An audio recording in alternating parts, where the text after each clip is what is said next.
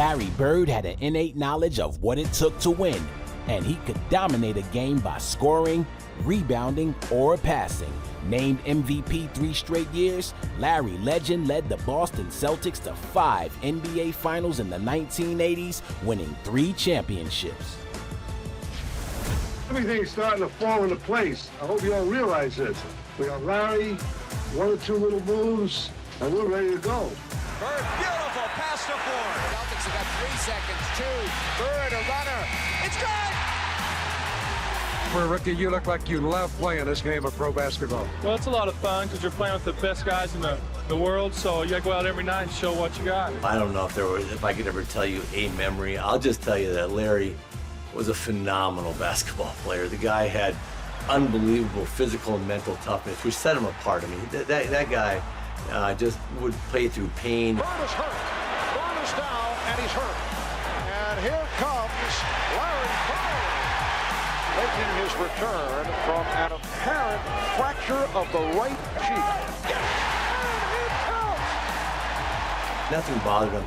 Unbelievable competitor, great hands, great vision, great feel for the game, and just, could go out every single night and just play at an unbelievably high level. Didn't have to shoot the ball really well to have a good game because he did so many different things. Larry broke into the league, Rookie of the Year, had a strong first year, so I knew that I was teaming up with someone that was franchise-changing type talent.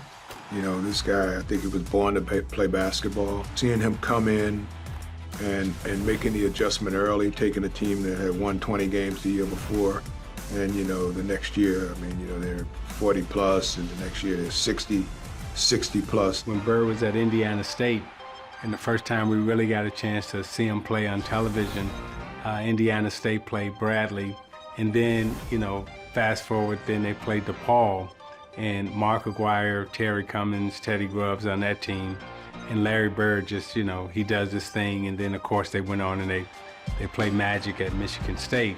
But Bird was again, one of the greatest shooters, champions, competitors to ever play in our game. You now join Bill Russell and Wilt Chamberlain as the only players in the 40-year history of the NBA to win the league's MVP award 3 years in a row. I'm really proud to receive this award for the 3rd time, but I really don't feel that my career is over. I think I can win it some more. Nobody worked as hard as Larry. He was the first guy there. He was the last guy to leave. He wore that body out with the jumpers and the running and the movement and the concentration and the focus and the discipline and the sacrifice. He had it all. He wanted the light on him. He wanted the focus, and he wanted that ball. And if it ever got to the point where Casey Jones, a coach who we just loved and would do anything for, if Casey would ever call somebody else's play, Larry would just say, no, I'm shooting this ball, and he would. 2 seconds on the shot clock. Bird wants a 3 out of it, and he gets it. Is Larry Bird satisfied now at this point in his career? As of right now, I am. I know I got a lot of work to do this summer, but one thing we did this year is play hard. I get a charge when I tell somebody on the opposing team that I'm going to hit the last second shot and then do it. That's what it's all about. Larry's open. 1, 3. Yeah! I remember the Portland game. I think it was Super Bowl Sunday.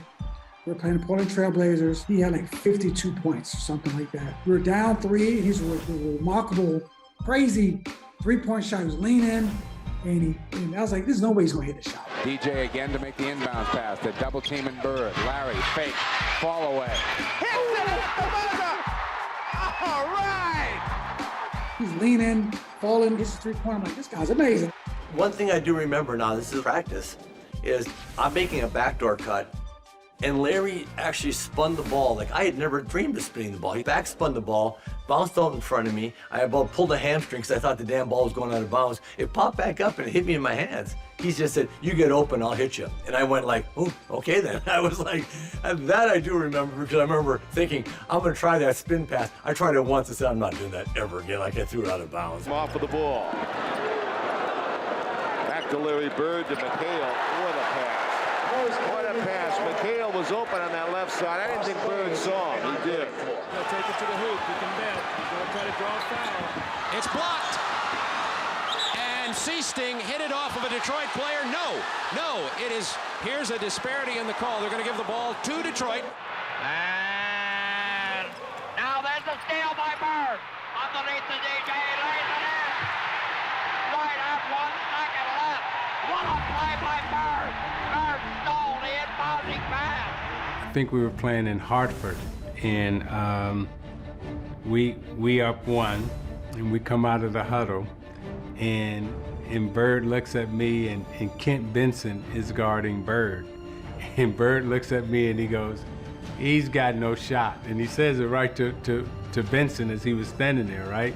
And sure enough, he gets it in on the left side of the court, takes it down to the baseline. All right, here's Dennis, gets it into Bird. Larry, a runner. Got it! Ball game's over, Boston wins. Knocked it down, they win by 1. He walks off, he goes, I told you, you can't put him on me. He said, you better get somebody else who can guard me. Backing up on Reed, off balance shot, but he hit it anyway. 14 championships for the Boston Celtics. Bird, turnaround, hits. The celebration continues. We have a very jubilant Boston Celtic team. I was a Celtic fan growing up. And I'm thinking I'm going to be a Celtic, And then, they pick Len Bias, and I got to go and play against Larry and those guys. It's something I've watched my whole life. I turn around and Larry goes, "What's up, Sal? What's up, Larry?" He goes, "You hit it." "Yeah, man." He goes, "Y'all not double teaming?" I said, "Nah, just me on you." He goes, "For real?" I go, "Yeah." Yo, mouse in the house, mouse in the house. And he runs down to the post and posts me up. And boom, boom, score. He said, "It's going to be a long night, Sal." And Larry with a long jump shot. Isaiah Thomas, let's talk about Larry the Legend. Uh-oh. The resume is long, Yeah. but he's really known for 2 things mostly, shooting and talking trash on the court. Yeah. Which one bothered you the most? His shooting. I mean, his shot was just so perfect, and not only was it perfect, my mother-in-law nicknamed his jump shot Silent Death because when he shot it, the ball just rolled in the air, and it was almost like it was playing a song, the way it was just moving in the air, and then it would just swish through. I mean, his shot was just so, and he was just, as a competitor, I mean, he was a killer. I mean, just a straight killer. And, again, you've heard me mention and talk about the Celtics a lot. They taught us a lot of great lessons. He definitely talked a lot of trash, but at the same time, he was backing it up. And during that period of time, all of us in the summer, I don't know if there was an NBA player who didn't try to shoot or imitate Larry Bird's shot in some way, shape, or form because it was so pretty and it was just so, he was great. He and your BFF, Magic Johnson, will eternally be linked. What do you remember most about those battles? I was at all of their finals games, watching, taking notes, and, the thing that really stands out is not how great of basketball players they were, but how smart they were out on the floor. I mean, they very rarely made a mistake. And every time you made a mistake, they made you pay for it as their opponent. I mean, it was really just watching 2 great chess masters play the game. While everyone else was looking at what was going on physically, the mental aspect in terms of me being a point guard, seeing how they was reading different defenses, zone, traps, whatever, and they was always making the correct play. So that's what stood out to me about watching them. Their physicality was great, but the mental intensity was off the charts. Ladies and gentlemen, Larry Bird. Been a better player each step I took. I was able to do a little bit more than the other guys. I had a green light. I can make plays, but I always knew early on, especially when I was a junior, senior high school, that probably the outcome of the game was going to depend on me. So you always had to have a competitive edge. You always had to do more than the other guys, not only on the game time, but especially in the practice.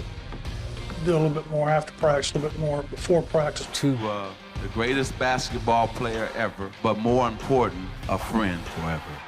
I'm going to miss this life. This is great. I've been on a high for 17 years.